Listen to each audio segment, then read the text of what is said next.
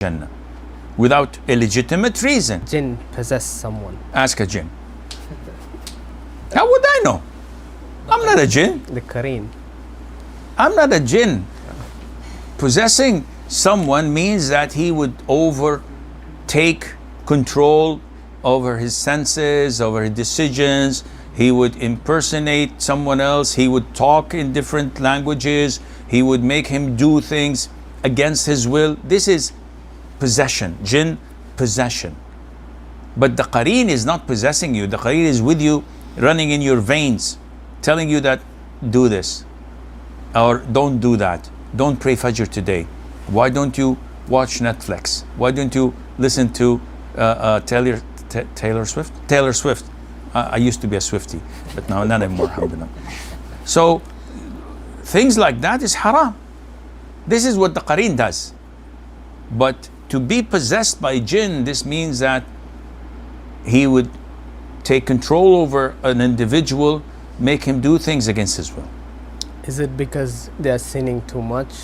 It can be because of the human harm the jinn.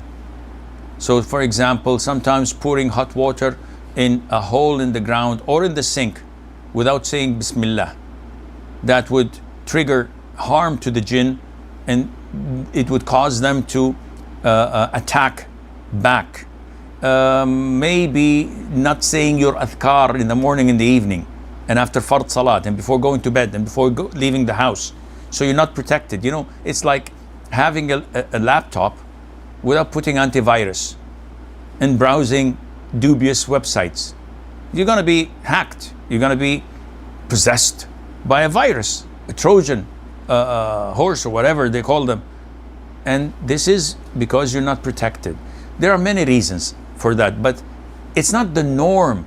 It's not like we're walking down the streets and we look at people, individuals, and we see them doing this, you know, like the Invaders. This is a 60s series where the people that come from outer space and they possess people, and the sign is this. So no, you don't have this. Maybe it's 1 in a million that may happen, because the jinn are terrified of us humans. When the humans fear them, they get empowered. So whoa, they fear us, so we can tackle them. We can, you know, do this and that to them. So if I'm afraid of the jinn, it's gonna harm we have a saying in Arabic: "اللي يخاف من الجن يطلع له." Whoever is afraid of the jinni, he will pop up to him. So if you keep on saying, I'm afraid of dark, I'm afraid of going to this place, any noise, any cat, anything that creeps next to you, you gotta be startled and afraid, because then the jinn would maybe make things bad to you. You have to have trust in Allah. You have to be confident in Allah. How do we protect ourselves from all these harms, and even like strengthening your trust in Allah? How do we do that? You were not listening, were you? I did, but I want to get for the content, you know. It is adhkar. Adhkar is your antivirus. And the Prophet gave an example. And he said, it's like someone being attacked by a vicious enemy. And he runs away and runs away until he finds a fortress. And he goes into the fortress and he locks himself up. The enemy cannot penetrate. This fortress is dhikr. When you have dhikr before you go to bed, you read the full set of adhkar, ayatul kursi, the 3 quls, you wipe over yourselves and blow in your hands. You read Surah al-Mulk, you read the specific du'as. When you wake up, you say the du'as. When you pray the fard prayers, you say the du'as.